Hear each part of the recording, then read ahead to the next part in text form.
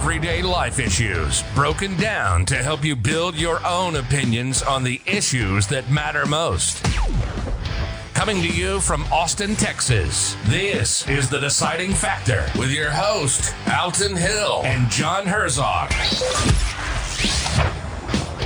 Hey, what's up, everybody? Alton here with my buddy John, and today we have a very handsome young man with us, Jerimiah Pizana. He's also a Central Texas native, and let's see, I got a bio here. It says here that you attended Texas State University, but I'm betting that was SWT back in the day. Has his You're going to age him right off the bat. Bachelors of Business Administration and Finance, and spent a lot of time in the banking industry. But then he wanted to branch off and work with business owners. And so that's what he's doing now, is working in financial planning. And let's see. I wanted to say that began financial planning practice in Central Texas under the name LibertyCrown Financial, and he is a fiduciary financial planner and holds a Certified Plan Fiduciary Advisor designation. He offers security and investment advice through Royal Alliance Associates Incorporated, member FINRA SIPC. Welcome, Jeremiah. All right, thank you. Glad to be here. And yes, I went in SWT, and when it came out, Texas State, they did give me the option of having a diploma with SWT on it. Really? I did not take that. So you were at the last year? Yes. Yes, correct. The same thing happened with Heather. She started at SWT, and then they made the switch. See, I'm so young, I missed it. Yes, millennials. Nice. So I guess let's start out with, we were conversating ahead of time. There is something different between financial advisor and fiduciary. Is that what we were talking about? Yeah. Jeremiah, tell us the difference, right? Because somebody's sitting there like, oh, what is this financial planner? But my understanding is that all financial planners are not created equal. That is correct. The word financial, let me begin by saying the word financial advisor is a very broad term used for our industry. Your insurance guy could be called a financial advisor. Sometimes he called himself a financial advisor, which is technically incorrect. But then you have a financial advisor, and then you have a financial planner. Again, an overused term. And the reality is they're very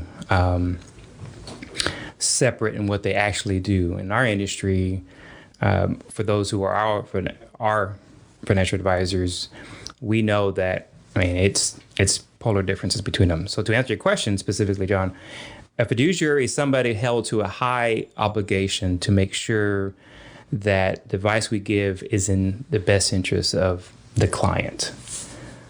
So imagine a doctor, you go to your physician, and he works for a pharmaceutical company. And even though you maybe come in with a hurt arm, he prescribes you this drug because he gets extra commissions or bonuses or whatever because he sells you the drug, even though you maybe not need it. And it may be okay, it may help with but probably not the best thing for you. Or obviously you would think, that's crazy. Why would you go to a doctor like that?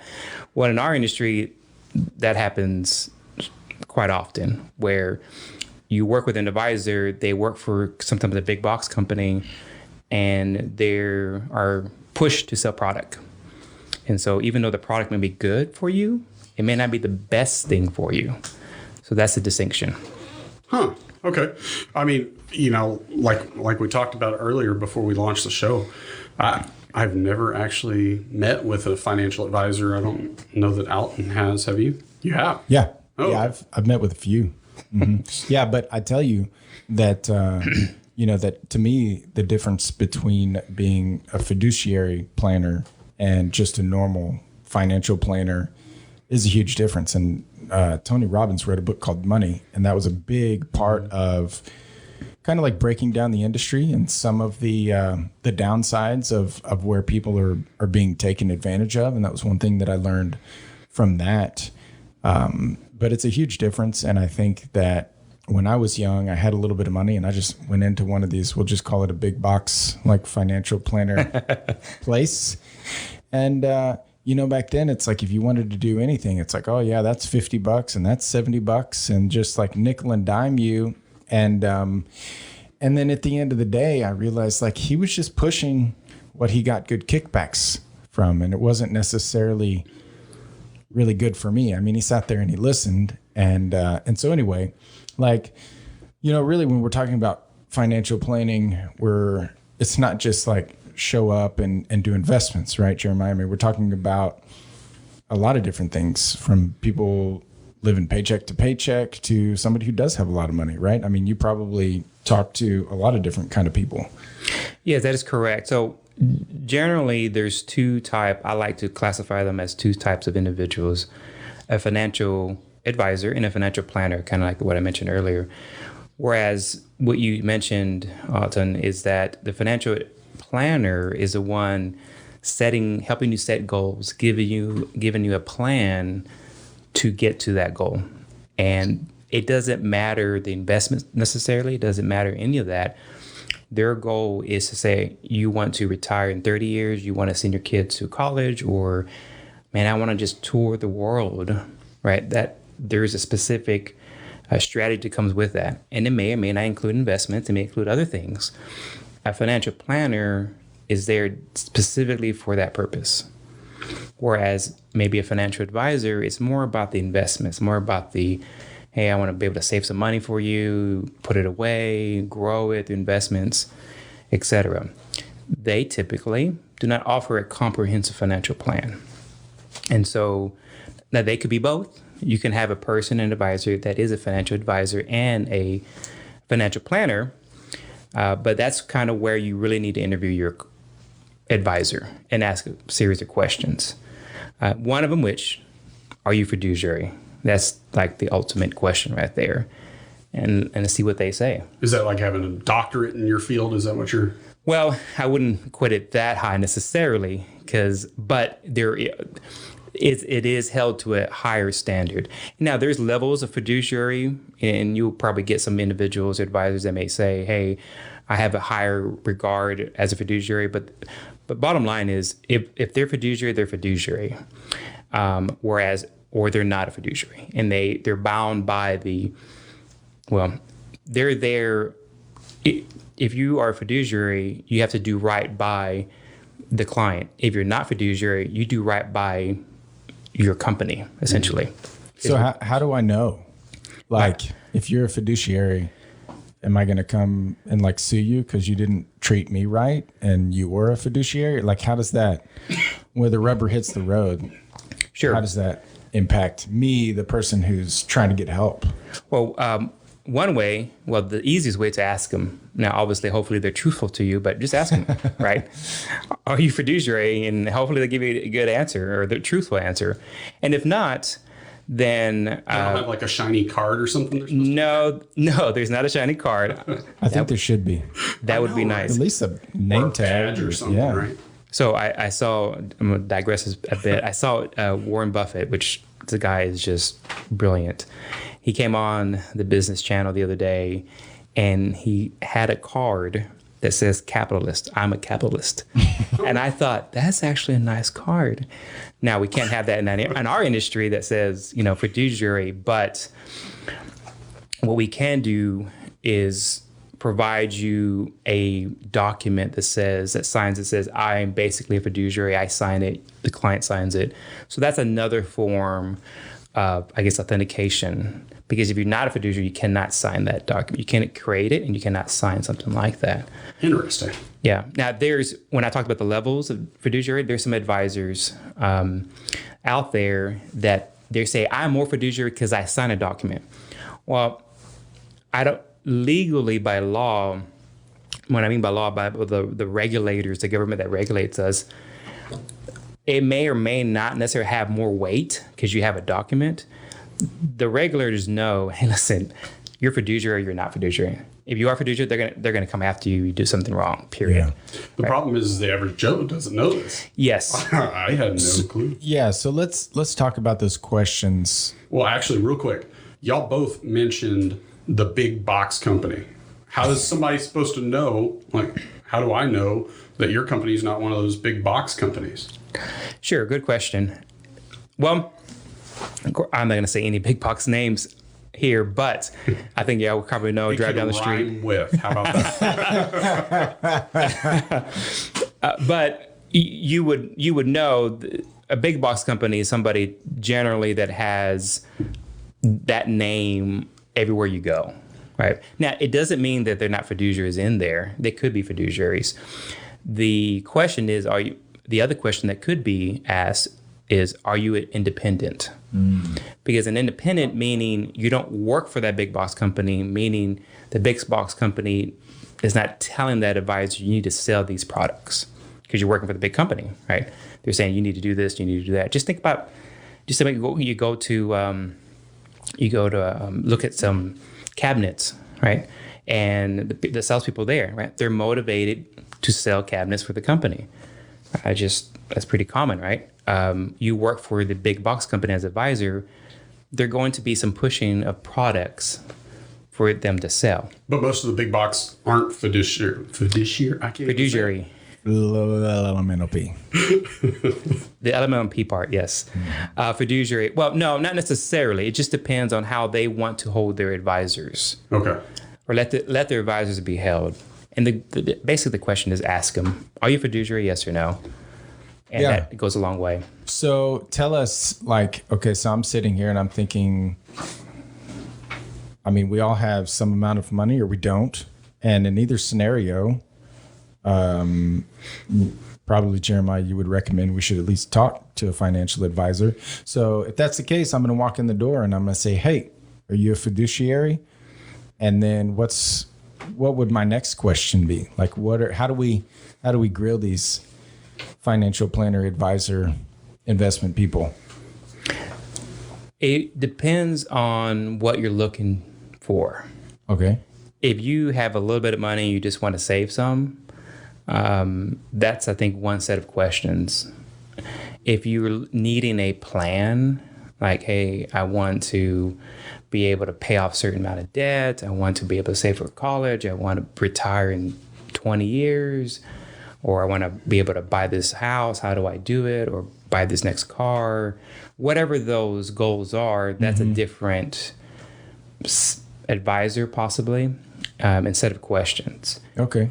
And so if it's just investing, go there and ask your advisor some simple questions. One, obviously, are you fiduciary? How do you get paid is the other big thing. So the difference between advisors is, well, you get paid commission or you get paid fee. And a commission advisor is actually, they've been around a long time. Commission advisor. That's pretty much what everybody knows. I'm sure you've seen those Wall Street movies out there. And sometimes they're never made in good lights, how they swindle some old lady, right, in the movies, although some of them are pretty good, developed pretty good. But those are commission advisors. So they sell you a product. They're motivated to sell you a product. And then hopefully you buy it, and then they earn a big commission check. It may not be right for you. And sometimes it doesn't really matter per se if it's truly in your best interest. They just have to say that they have to meet certain criteria. And one of them is what they call, is it just suitable? Meaning it's just, does it kind of meet within the frame of who you are? It is. Okay, I'm going to sell you this, which is very broad. Yeah. Very broad. So to be clear, you're not commission-based, you are fee-based? So let me talk to the other side. So there's commission side, right? They earn a commission. It doesn't necessarily mean it's bad. You just understand how they get paid, because you got to follow the money. What is that saying? You got to follow the money to see how you're motivated. Right. So if you work with a commission advisor, it's not necessarily wrong. You just understand they may be coming from a different angle when they're offering some type of product that they want you to buy. The other side is the fee side. And that fee side is they earn a percentage of, let's just say you have investments, off that investment. So we have $100,000, the fee is 1%. The advisor earns, Is it 1% off of what you make? no, Oh, it's what you invest. it's a whole thing. It's a whole 100,000. So if I have $100,000, it's 1% off of 100,000. If it grows to 150, now my 1% is for the whole 150. It's actually technically illegal to just do off of the growth part of it. Really? Yeah. It's illegal to do it off of the growth. Yes. Oh, Interesting. Only. Yeah. But so that from what I'm hearing, you should be incentivized, or any financial advisor should be incentivized to grow your money. Because if you mess it up and 100 goes down to 80, your fee just went down. Do you pay me if I... Yeah. No. Well, I mean, like right now, the stock market's down, But- which is somewhat, I mean, it's out of our control, right? But if you're hedged against that, then that's a financial advisor. And I guess you're kind of, But they don't just work in just the stock market, right? Y'all got... oh, sure. other- Well, I assume, yeah. I mean, what can financial advisors use? Like, can you say, hey, go buy a rental property? Or how's that work? So this is where the planner comes into play, because a planner. So let me finish the fee side, so it kind of sets up the framework for what I'm about to He say. does this all the time. No, He that's jumps okay. off subject, and I'm like, wait, we're still... No, that's a great segue, but I want to frame it a little bit by saying on the fee side, there's the traditional way, and I say traditional because I've been doing that for so long, the industry has. The traditional way is a percentage off the asset. So unless you have money, sometimes advisors didn't want to talk to you because they have no ways to get paid. Yeah. Right. And so a lot of people know that, and they're like, well, I don't have enough money. I can't work with an advisor. So it kind of goes back to your point, yeah. John. And now the industry has gotten to a point, not everybody's there yet. Not that big of a population of advisors are there yet. But the other way is the client pays me a fee for me to advise them, kind of out of their pocket or their checkbook or whatever. And when they pay me that fee, I can advise on whatever. And that could be help somebody buy real estate, rental properties, private investments. I mean, just a lot more options. Whereas typical advisor, maybe at your big box firm, won't do that because they're not incentivized. They're not going to get money for advising them, for them advising you on buying rental property. They're not going to make any money. They may give you a couple of advices here and there, but they're not actually going to sit there, go through the numbers with you, do all that kind of stuff because, again, they're not incentivized. Financial planner charges a fee. You're paying them for a job to do that specific thing. Yeah, so it's hiring a coach or a consultant, right? Exactly what it Or is. like a lawyer with a retainer, kind of Exactly what it same is. thing. So your commission or fees? I was waiting for that. I'm not letting you get away. I was waiting for that. Circle back around. I do both. Oh. I do both. Most of my business, I would say and I say most, is probably 90%, maybe my business, 85%, 90% is fee-based or fee. But podcasters get free fees, right? Is that... Well, see, so in my business too, like, cause we just kind of beat up commissions. Okay, great. And I think that there's some truth to that. But at the end of the day, someone who's independent, and I don't want to put words in Jeremiah's mouth, but I'll speak to my business. Okay. So you can hire me to do digital marketing, build a website, do whatever, right? And I'm going to interview you and I'm going to give you whatever I think is best for you. So in that way, I would feel like as a marketer, I'm a fiduciary marketer. That doesn't exist, but now I'm thinking maybe it should exist. And You're anyway, gonna start your own yeah, brand. really, right? You got to Nice. pay me to say that you're a fiduciary marketer. So, but But you will have to have a shiny card. here's, yeah, for sure I will. You can. I cannot. I'll do it. Polish that thing up. But like with GoDaddy and some of these hosts for websites and some of these other places that I have to use. If you want a website, I have to put it somewhere.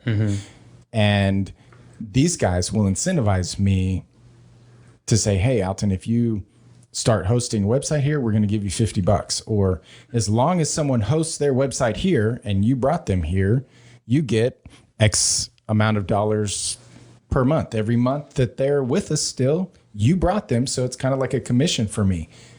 Now, me in good standing, I'm not saying, oh, you have to use this because I'm getting a commission. But hey, if I'm going to use these guys anyway, may as well get that incentive back for me. So I don't know if that's how you're looking at it, but I think that that's reasonable for a business owner and good business for, in my land that I live in under the umbrella of marketing and websites and stuff. I should start collecting fees on HR.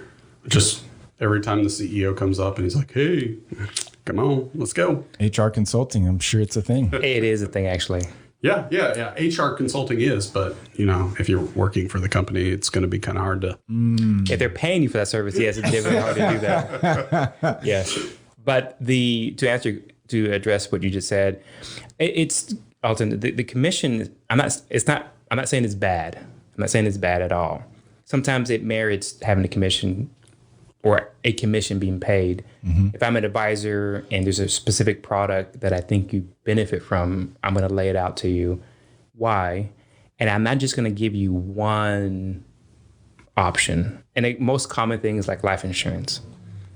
And I may say, we may look at somebody's financial plan and determine maybe they need life insurance, or they need to increase their life insurance. Mm-hmm. So I'm going to sit there and we're going to talk about it. They're going to agree to it. That yes, that's what I need to do. If the plan makes that call, mm-hmm. their plan makes that call, right? And then I'm going to take that and say, okay, I'm going to go get you some quotes. So I'm going to come back with maybe 4 or 5 different companies and say, here's your options. Here's the pros and cons. Here's the price, etc. The client essentially picks their own product. Mm-hmm. Yeah, I do get a commission off of that, but I'm not directing that client, mm-hmm. and that product was directed from their own financial plan. Yeah, it's just good for the consumer to know what they're getting into. And it's about disclosure. It's about honesty. Yeah, and probably some people are like, well, what do you think? Right. You do this all the time. Who would you go with? Right? They're looking for that advice. Yes. Right? Yes. And have you done business with any of these people before? Well, I've done business with these people, and they're really good. I mean, so I think what I'm hearing and what I'm thinking anyways is that it's about that honest, open communication, right? It is. And that kind of is a good segue because our industry is changing. It's always evolving.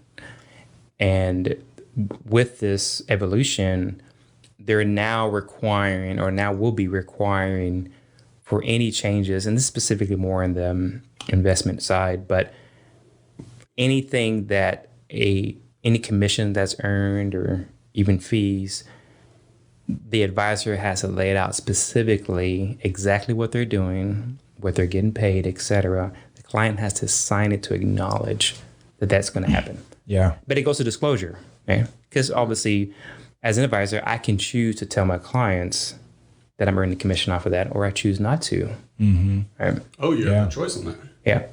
Huh. Yeah. Now, we should do it, right? We should tell her, this is how I get paid. Sometimes it's sort of implied. I think that's what the advisor thinks. If I was just a normal commission advisor and I talk to you about its investments and I come to you and say, okay, I want you to buy this mutual fund or I want you to buy this annuity or whatever the case is, insurance, and we go through it, yes, I like it makes sense, etc. I don't necessarily have to disclose to you that I'm going to get paid 7% on that product or whatever that percentage is. Right. I don't have to necessarily disclose to you. But as a fiduciary, I need to and I should and will disclose, hey, there are other products. Yeah, I guess it's kind of similar to insurance. And then in that, if I go get some insurance with someone, I mean, these guys have got to be making some money somehow, right? I mean, I end up with the insurance, and if it's good, then it's good. And that's true because if you go online to get life insurance, somebody's going to get paid online. Somebody's getting paid. Yeah. So you have a choice. You can go somewhere else and they get paid, or if you really like that advisor, the advisor gets paid, mm-hmm. and you help the guy out if you really like him. Right? Yeah. So, but as long as they know, I guess that's an important thing. So is Dave Ramsey a financial advisor? I mean, I've read some of his stuff, but is he a true advisor, planner, or is he just Joe off the street? He is a Joe off the street. He's not licensed in our industry. So in theory, he can kind of say whatever he wants. It's like kind of you. You can say, listen, I can get whatever return, make it number up, and you should be able to get that all day long, every day. I mean, you could say something like that because you're not licensed. Somebody like myself, I can never promise anything. I can never tell clients, you will get this return percentage. I can't say that because I'm misleading the client. And you could lose your license. And I can do license, I can get sued, I can get fined, jail, et cetera, et cetera. So there's penalties for that. So I can never say, some of the things you said about investing, I could never repeat. I could never say it myself. Really? In his shoes. Yeah. Huh. But that being said, I mean, listen, the guy has made a business out of this snowball thing, right? Snowball debt. And it's a good model. I use it with my clients. But you have better things. Well, on the debt side of it, what I'm saying is that I use him specifically for the debt management. Okay. His tactics, let me just say. Now, it's not for everybody necessarily because he's going based off of maybe just a little bit too much into the weeds, but his snowball is predicated on emotional wins. You have an emotional win by paying off the small things first. Mathematically, it may not be the best thing to pay out the small things. It may be mathematically best for you to pay out the higher interest rate, but that may take longer, which means you won't have that win. Yeah. Now, some people need that emotional win, and some people, maybe like Alton, that listen, I'm going to persevere. I'm super disciplined. I'm determined. Super disciplined. I'm determined. Nothing's going to sway me. Is that I'm not going to say squirrel. I mean, I'm not going to do any of that, right?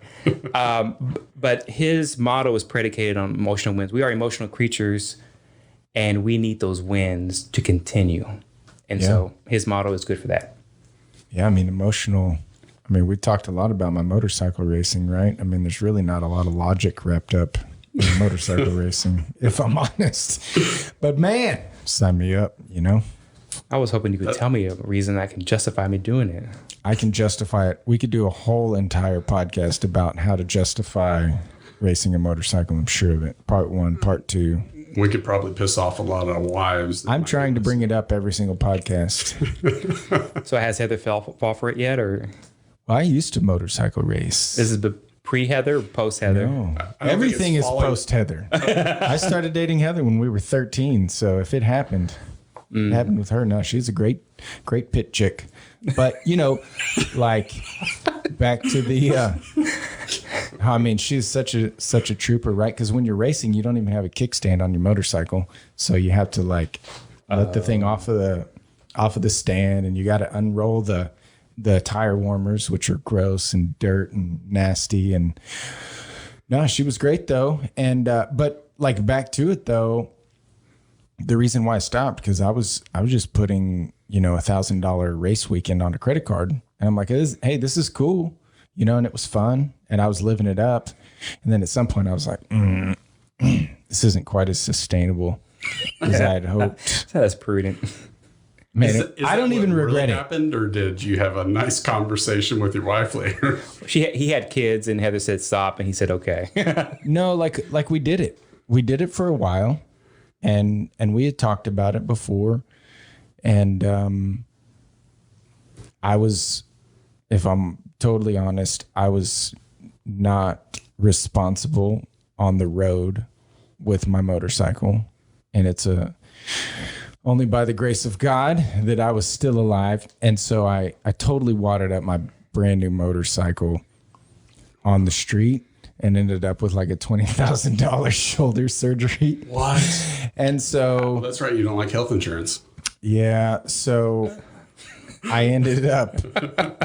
He wants to take no, his I'm risk. telling you, like, so... Case 101, why you need health insurance. Well, I mean, to your point, she goes, you just better get life insurance and health insurance. So that was her requirements for the motorcycle. So I said, oh, sign me up. So I had a high deductible healthcare plan. I spent, I think, $2,500 and got the surgery. And I didn't die. So we haven't had to make a claim on that one yet. But, and I'm getting back, I'm bringing this back. That's where we're going to go with this. Thanks for tuning into financial planning. Yeah, it's fine. No, but this is about that though, right? Because I was doing like 50 or 60 miles an hour and just ended up on my head on this bike. All right. And the worst call I've ever had to make, like I was in so much pain. I'd bought hundreds of dollars for my leathers that I had. And I thought I was going to have to cut them off because when I went to take them off, then I realized that my shoulder was not even connected anymore. And it was so much pain, like so much pain. And I found out later going to a chiropractor now that I actually broke my neck in this wreck. I just found that out a few weeks. Yeah, I got the X-ray photos on my phone if you want to see it. Yeah, so totally like compression fractured my neck. I hit my head so hard. My head's fine though, right? It's the neck. So yeah. I don't know about that, John. The head. And, it's not right. Something's wrong with it. So that was the worst call that I just wadded up my $12,000 brand new motorcycle, and I didn't want to call Heather from the ER because I'm like, oh man, this is going to be the worst call ever, right? Anyway, so we did it, and shake it off. And then so she's like, you're going to die. You just need to stay on the track. And that was how the transition happened. So for her, I think in her mind, she was like, man, $1,000 a weekend is better than 20, surgery. And she wasn't ready to claim that life insurance policy yet. Yeah, but was it enough? That's what my question. Well, because you can get life insurance policy for. Yeah. So who are you working for? It's like, I gotta talk to the wife in one room and the husband in the other. Is that really enough? But he's not commission based, so it might be a good thing. But yeah. I mean, like, that's right. I mean, let's talk about that. So that was when I was younger. Last year. I didn't say I was more mature now. I said I was younger. I mean, like, who do you think really needs financial planning? And like, if a 22-year-old comes to you and says, I want to race a motorcycle, do you think credit cards are a really good idea? Like, I mean, does that even happen? Or is it mostly these old guys that come in and they're ready to retire? I got 2 years to go and they're like, hey, I got enough money to retire on? Like, who needs to talk to a fiduciary? The answer is, it depends. All right. Most young 22-year-olds, their life is not complex. However, if they have no money and they're putting stuff on credit cards, they're going to need some advising. And how are you going to help that 23-year-old that's just racking up credit card debt motorcycle racing? It would depend on the circumstance. I do pro bono work, depending on the circumstance. But if he's going out there joyriding, I'm not sure whether that's pro bono qualifying work that I need to be doing. But I do work on, maybe sometimes a one-time fee or whatever, to say, pay me some money and let me sit there and map little things out for you and then go on your merry way. Because again, most of the time, they're not very complex. When you're 22, you don't have much going on. So, I mean, what would you do? Like, just structure a budget? Would it be? It was pretty much be a budget. More right? Budget on that. Budget. Younger people that don't have that experience, don't really know how to budget. Right. Did they teach that class? Did you go to that budgeting class, John, when you were in high school? Oh, yeah. I mean, I went to it. Couldn't tell you that I was awake during it, but. Well, sometimes when you say the word budget, people freak out. They're like, "Oh, budget!" I'm totally freaking out right now. And just finance in general, they just give anxiety. They're stressful. They drink a lot of coffee. Can you bleep him the next time he says that word?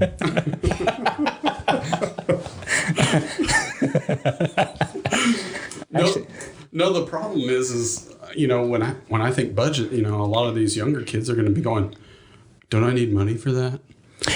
Right. So the simple way I can put it, and what I do for usually folks like that, is that a budget, just think of it as just understanding how much you make and how much you spend. Boom, budget 101. And if that requires you to pull up your bank account, scroll through on your phone, write down all your expenses last month or maybe the month before, understand where the money's going. Is it Target? Is it whatever, spending money like crazy, just understand where it's going. That's really what it comes down to. And then understand there's a deficit there, right? Does your expenses match up equal to your income? And the idea is obviously to live below your means, right? Live below your paycheck. A lot of times, most times, people live above that. That's where the disconnect comes. That's where the credit cards comes, etc. So just understanding, it's not that you can't have that type of fun life. It's just you just need a plan for it. And that's kind of where working with somebody like myself, again, a 22-year-old, sit down, we can work out some negotiation, get paid for my time to advise them to say, here's what you need to do. Some expenses you might need to cut. Lifestyle, a little saving. If you want to do, racing, it's going to cost X amount of dollars. You want to give something else up for that joy. Mm-hmm. But you'll also be able to save. You can do sort of all things at once. Yeah, because, you think about millennials. Me and you still fall under it. I don't know about you, Jeremiah. I can't tell how, you're hiding your gray hair pretty well. He looks so handsome, doesn't he? My hair hasn't receded yet. Covered in gray hair. I can tell you're older than me, but I don't know. My hair hasn't receded yet, so I'm still young. Is that the? That's both of us. Is that? It's not true.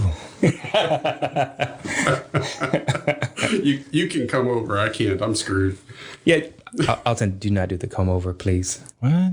I like it when it blows in Trump's hair and it kind of like lifts up. It's like it's a wave effect. Yeah. Okay, so millennials, there's two different things that come out, right? They live paycheck to paycheck, or they've got this thing. I don't know when I'm gonna die. I could die young, so I need to live now, not later. So do you do the same thing for both types of people that are paycheck to paycheck or want to just live life now? Well, first of all, I think like anything else, you have to want to be helped, right? If you don't want to be helped and you just want to do your own thing, etc., then there's not much I can do and I can help you. I'm wasting my time and I'm wasting that person's time. So if they want to understand a way to do both, to save and to enjoy life, that's where I come in to help them do that. Paycheck to paycheck, same kind of thing. There are items there that need to be addressed because you're living obviously above your means. And so I come in and try to say, okay, well, here's what you need to do to get things. And a lot of times when they're paycheck to paycheck, there's a lot of debt. Mm-hmm. So we got to manage the debt, et cetera, and trying to figure out, and that there's several different ways to get to a better position. And it doesn't mean it's long term. It just means you need to get to a better situation. Do what you need to do in order for that you're not living paycheck to paycheck. That could be, hey, listen, I need to sell that bike out there. Or whatever I can sell. I need to sell something. Right? My kid's not playing with this, or I'm not playing with that, or whatever the case is. I need to sell something. Or maybe I just had a side hustle.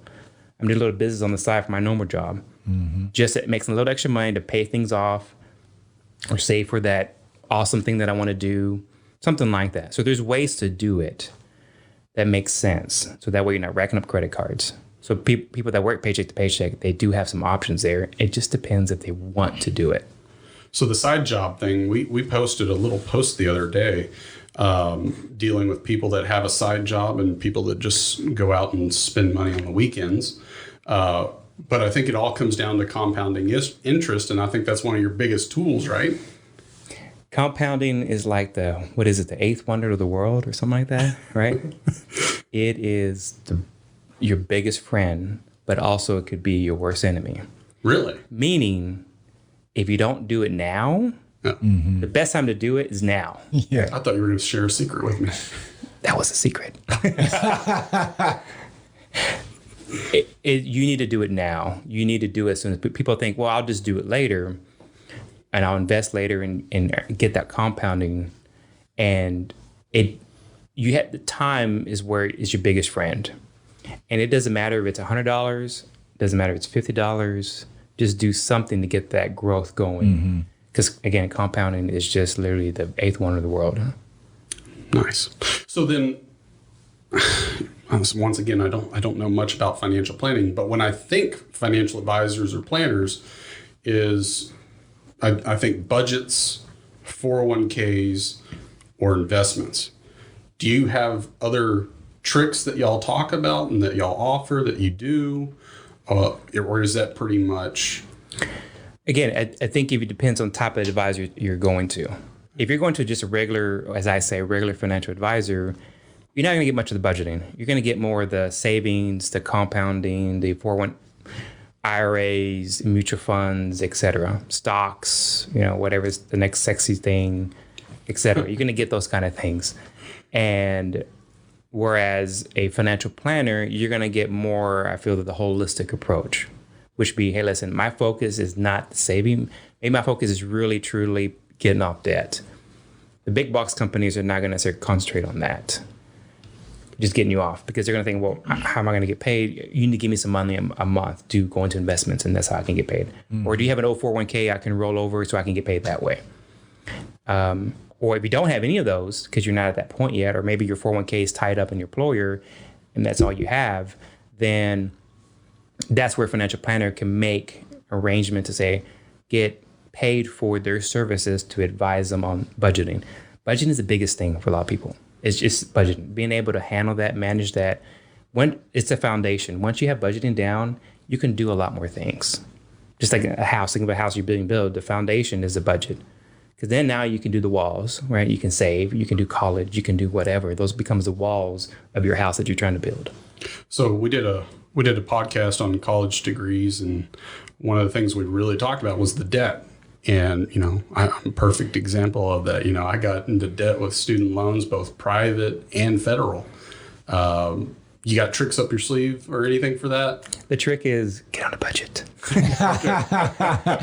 Well, like, go ahead. No, I was going to say is just be able to just plan it out, right? If you have a lot of debt, let's figure out, this is a side hustle. This is selling things, doing something to knock that debt down sooner than later. Yeah. Yeah, because that's kind of where when you were talking about compounding interest, definitely the time, but then also, with credit cards, that's the compounding, but they're earning the compounding interest. Exactly. And you're paying it. So you don't want to be on the paying side, but to the, what I was thinking when you were talking about the B word again, is that beep. Like we see people that are super wealthy and something happens and now they're broke, even though they had a lot of money, right? And what happened was the same issue of a budget problem, and that they didn't have they weren't living within their means, or they weren't considering something that was going to happen. Like they weren't assuming that this thing was going to run out or this was going to happen. So, I think when I think about a financial advisor, I kind of think of it like a coach, especially if you've got the budget thing figured out, there's still techniques that maybe you don't want to spend some time on that someone like Jeremiah would know about that can help coach you on your goals and make sure that the budget and the plan that you have set up is going to work even in some contingencies, right? And that's what we've talked about too, is like, oh yeah, you might have a lot of money in the stock market and then it goes down, and then what happens? Or you have a really good business and then government locks you in a box, and then what, right? So like, What are the contingencies and planning for that as well? And again, I think that's where a planner would help, and no matter what circumstances that is. Whereas an advisor is just, they get paid by the money, the investments, percentage, or maybe even commission. And after that, that's it. I mean, their role is done per se. Whereas a planner who you pay on a monthly basis to advise you, they can sit there and advise you on the debt. They can sit there and advise you on a lot of different things that's going on in the world to help you start your business. If you want to start a business, they're there to advise you on that scale. So they can go more detailed and be with you every step of the way. So that's what that would help in that type of scenario. Mm-hmm.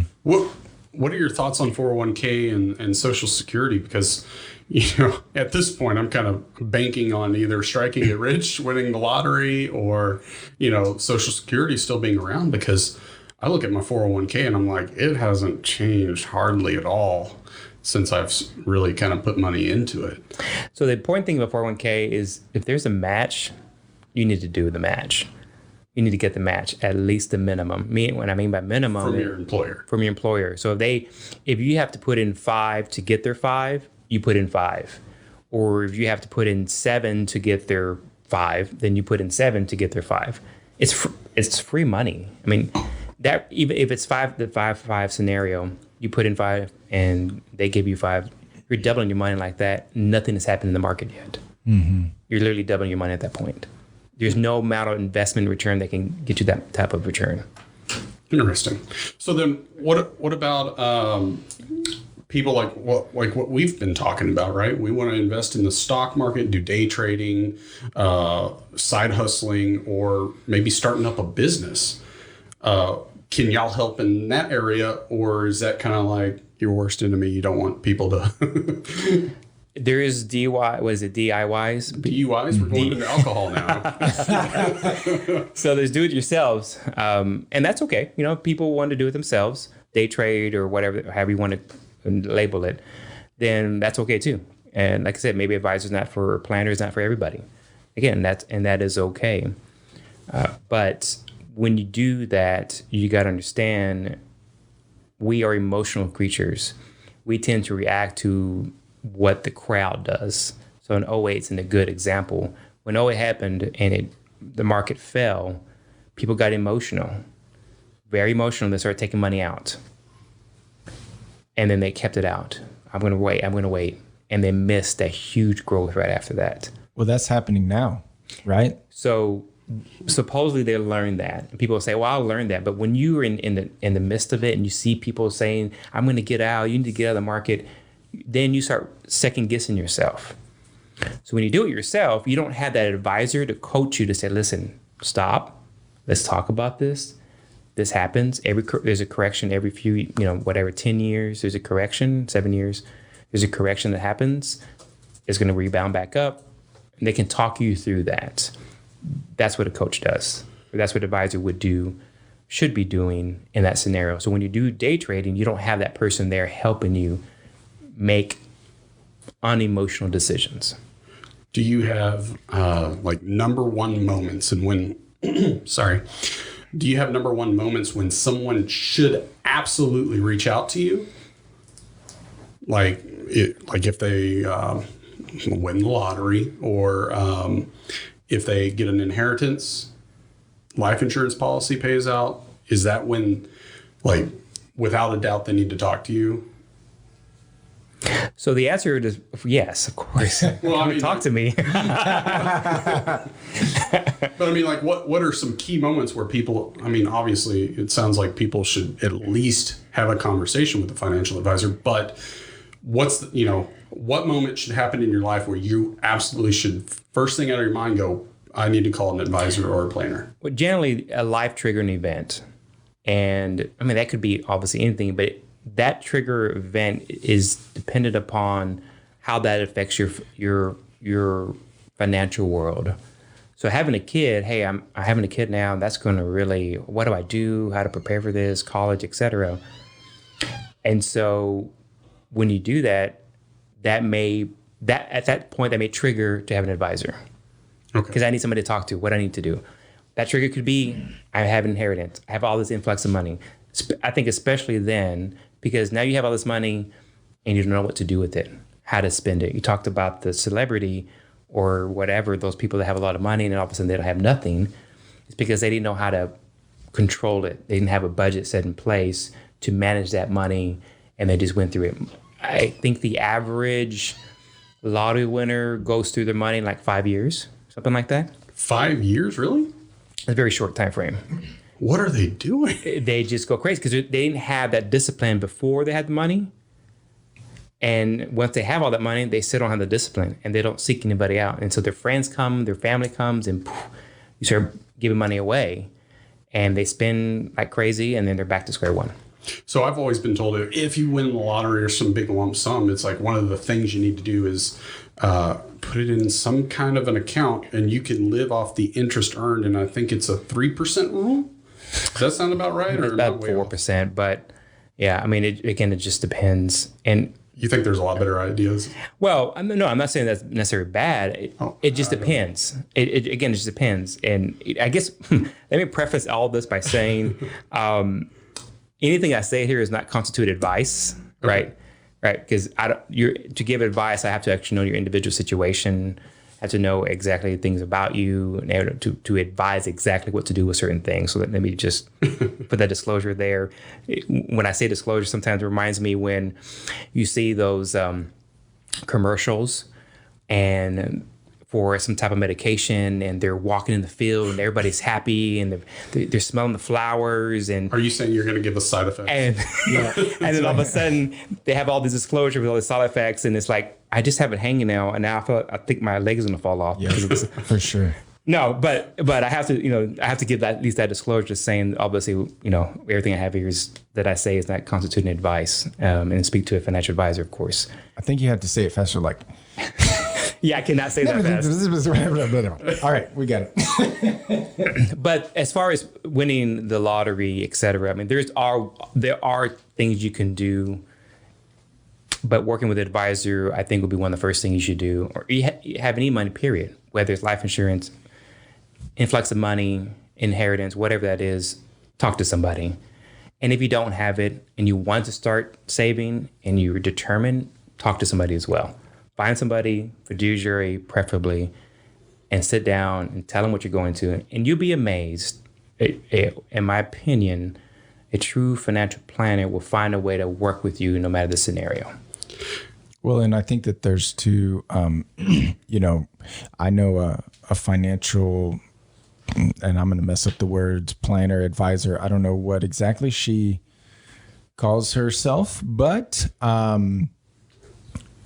one of her niches is talking to people during divorce or leading up to divorce, right? Big life event. And she would say that most of the people that she would talk to, that she could, and a lot of times she could help them save more money than, and the people wouldn't have to go to a lawyer, because so often the time it was about money, right? The conflict is about money.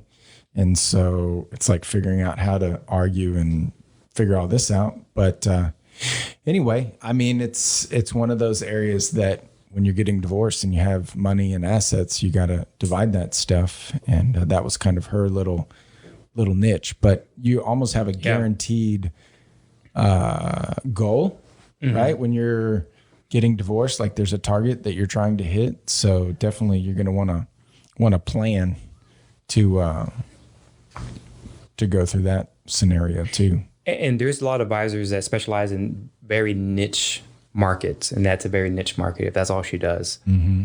And in that scenario, they need somebody. They need an advisor, whether financial advisor, planner, depending on what she does. Mm-hmm. Generally, when you're dealing with divorcees like that, there's 401ks that need to be split up. So obviously, they're gaining that for their service. So they're giving their service ahead of time, knowing that they're going to get the assets or investments or 401k on the back end. Mm-hmm. So obviously they're working for a purpose. There's nothing wrong with it, because they do, in that scenario, they obviously need how to divide assets. And I've sat with people, they showed me there's a term for it, but their listing of assets, and we talked about what it means, what their options are. Should you take this? Should you take the house? Should you take the investments, et cetera? We talked to scenarios through that to see what better fits that specific client and their specific needs. Sure. So it's not universal for everybody, right? Maybe sometimes it makes sense to do 401k. Sometimes maybe the houses and some makes sense. I mean, it obviously just depends. My wife just gets to take half the debt. That's all we got. Or half the debt, yes. Yeah. No, you take this debt. No. Just take it all. I don't mind. I'll take the motorcycle debt. Yeah. Well, one I thing earned it. Yeah, you did earn that. Oh, man. One thing, Alton, you mentioned, and it came to me about saving and compounding versus the credit cards and their compounding per se. You have something on debt with them. And in those scenarios, the approach, I think we're trying to make this argument is maybe it makes sense to, instead of saving whatever that amount of money is, maybe it makes sense to pay off the credit cards, because now they're at 20%, right? Because again, you're not going to get that much necessarily in the market. So it may make sense in that situation as well. But then again, that's where the planner comes into play, that they're advising them and say, let's look at the numbers. Whereas maybe some of the bigger box companies that just do commissions or investments, they're not going to be, they can't help you because they're not getting paid, because now you're just focusing on paying off debt. So I feel like I'm still so new to this whole idea of financial planner and advisor. What question have we not asked that everyone listening should ask? Yeah, what do we miss? I think the fiduciary was a good one. So that was a good question. And the next one was, how do you get paid? Because you need to know that. I think those are two fundamental questions. Are you fiduciary? How do you get paid? And will you help me and just list out that whatever you need, that service, right? That goal. Yeah. Will you help me get rid of my debt? Yeah. Will you help me beat the market? Will you help me plan for whatever? Yeah. And just know that most people, I think, and I don't have the statistic on me, but most people just make it up. No. I do it all the time. Yeah, can I do that? Oh, that's right. You're licensed. I can just say whatever. Well, it's 76%, whatever Jeremiah says. That's what it is. Yeah, whatever. Most people have less than $1,000 saved.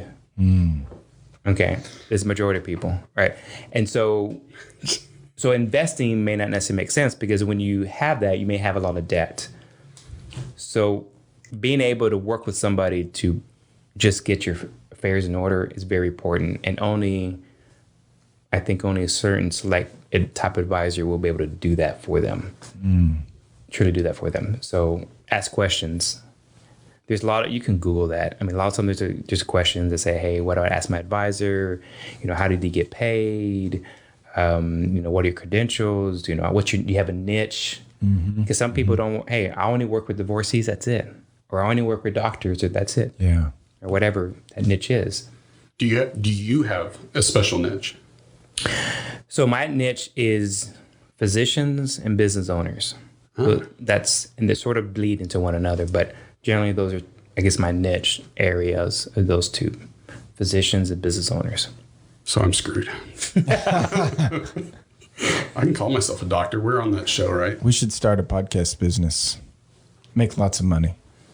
I would love to. Tell me how to do it, Mr. Monetize it, I guess, right? You're going to monetize that thing. All right. So then, sorry, I had to reach down and get my notes here. I guess let's do this. Let's do the... Yeah, pizza's here. Let's wrap this up. Yummy. So I guess the deciding factor is a financial advisor right for everyone? And I'm going to let you start it off, Alton. So now it's time for our deciding factor. All right. So the question, does everyone need a financial advisor? I'm not going to get too technical on the advisor term. I think that we all have to deal with money. And I follow this guy on Instagram, and he was Michael Jordan's coach. And so even Michael Jordan, what some may argue is the best basketball player, he still had a coach that helped make him better, right? And how good would Michael Jordan be without that coach?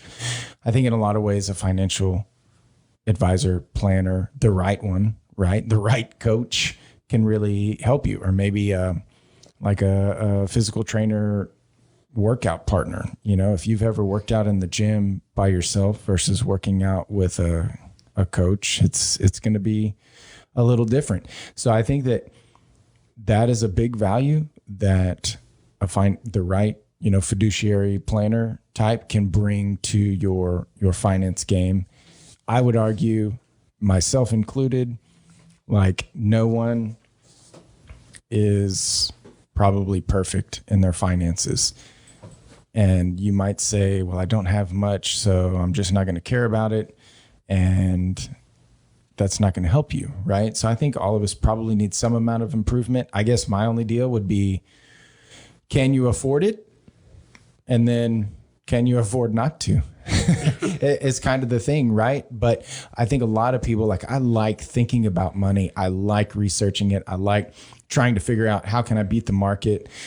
But then I also like motorcycle racing and wrecking, my credit score. So I think you're going to need the divorce one.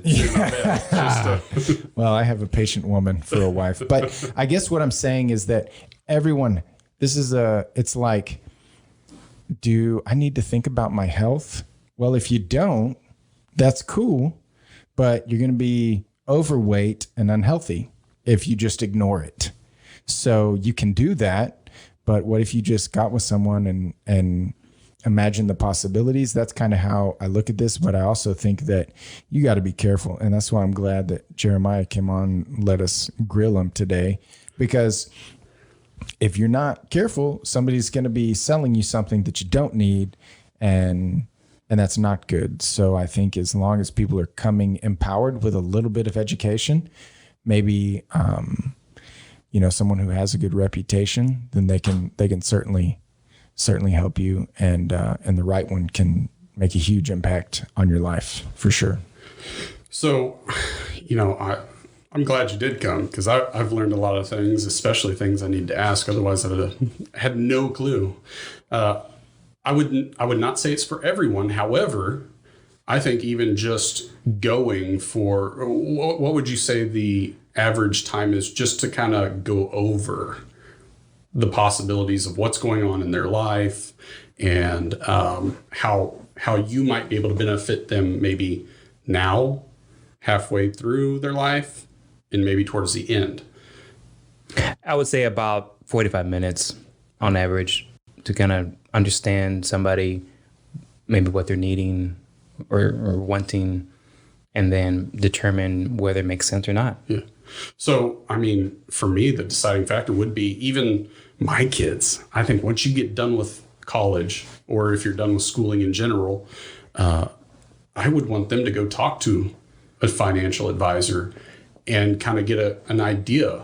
That way that they know when in their lives they need to use a financial advisor or planner, and maybe get some ideas ahead of time. That way, when they do start a business or start side hustling, what they need to do, or even building more debt off of school. So I would say everybody should at least spend that 45 minutes to an hour across the board, whether you have money now or not. I definitely need to end up talking to you at some point. It sounds like already. So I would think that those are great.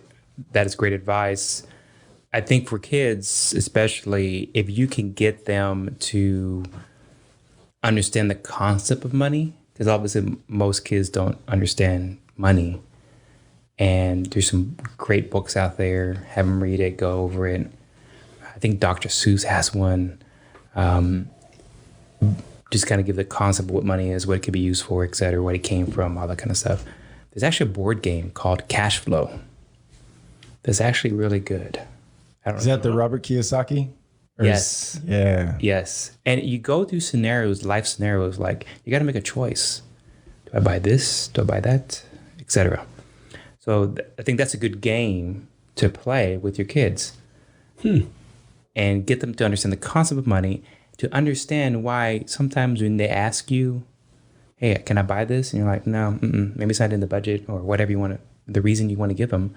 They have a concept, no, not just because it's there and I want it doesn't mean I can have it, right? We got to run a household, we got bills, et cetera, et cetera. Yeah, Monopoly hasn't worked out too well. They just buy. Yeah, that's probably not the best. Although it's fun, it's not the best. It's not the best game for teaching money habits. So what's your deciding factor? Everybody should? So my deciding factor is if you're wanting help. If you're wanting help, and I think Alton mentioned this earlier. The example I want to give is a doctor. If you go to a doctor because you have something wrong with you, and it can be something small, it can be something big, but you go to one seeking advice. There's something wrong with me. Tell me what your opinion is. That same type of situation is with your personal finances. There's obviously something wrong there. There's some element you have that you need to address. So talk to somebody. It could be budgeting, it could be, whatever, saving, whatever that is, just talk to somebody, get their opinion, see how they can help you, and then go from there. But like Alton said, if you just want to be that overweight person, not do anything, have bad health, then it's your choice. But you got to want to do it, and that's my deciding factor. You got to want to make a change. I can't make it for you, and you're not helpable. I can't help you if you don't want to be helped. Nice. Well, so we have some ways to get a hold of you. I think Alton's got the paper here, so. Yeah, if you want to reach out to Jeremiah, you can call him on his cell phone anytime, day or night, 512-667-7403. And let's see. That's actually my office number, by the way, not my cell phone. Man, come on. What's your cell phone? Let's give it out. Let's mute it. Where's that mute button? He's got, or you can just check out his website at LibertyCrownFinancial.com, and his office is in San Antonio. Is that right? You want me to read the address here too? Yeah, so yes. It's 4242 Woodcock Drive on Amistad Building. We're in Amistad Building. Maybe you should just read it. In Amistad Building, Suite 160, San Antonio. Sweet. Now, listen, guys, it's work from home season. So even though I have a physical office, that is yet to be determined. But I do have a physical office, but I do so many Zoom meetings.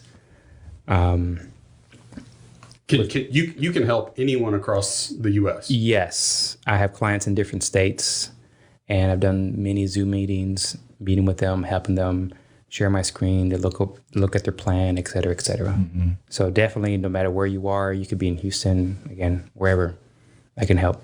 Yeah, I had my dog on a Zoom meeting today. Really? Well, I didn't invite him. He just kind of crashed my Zoom meeting and then almost tried to knock over my desk. But nice. The joys of working from home. Well, I appreciate you coming on. Thank you. Glad to be here. I definitely learned some stuff, and for sure. Now I got to cash in on my free time with you. So I learned that. Where's the pro bono list? All right. I learned that Heather has patience. That's what I learned. You're like, oh, y'all have been together how long? And I'm like, well, she's really patient. And look at how handsome I am. I don't know why no one brings that up. No one. It's more about the patience. Yeah, thanks so much for coming on, Jeremiah. We've been talking a lot about, different ways to make money, and that's all good, but it fits into a greater plan. So it's good to come in here and kind of expose people if they're not exposed to financial planning. And I think, that little fiduciary bit was solid. So anything else, John? I think that's it. I guess we'll see y'all next time on the next podcast. And make sure you give us comments, subscribe, like, and let's keep the conversation going. I think Jeremiah is going to follow what pops up from here, and appreciate everything. Thanks for listening, y'all. Thanks, guys. All right, say bye. Bye-bye. Bye. This has been another episode of The Deciding Factor, giving you food for thought on real life issues. Be sure to click, like, and subscribe to this podcast, as well as all your big social media outlets, Facebook, YouTube, and Instagram. Don't forget to check out our website at thedecidingfactorpodcast.com and give us comments and feedback. Until next time, stay safe and remember to keep an open mind.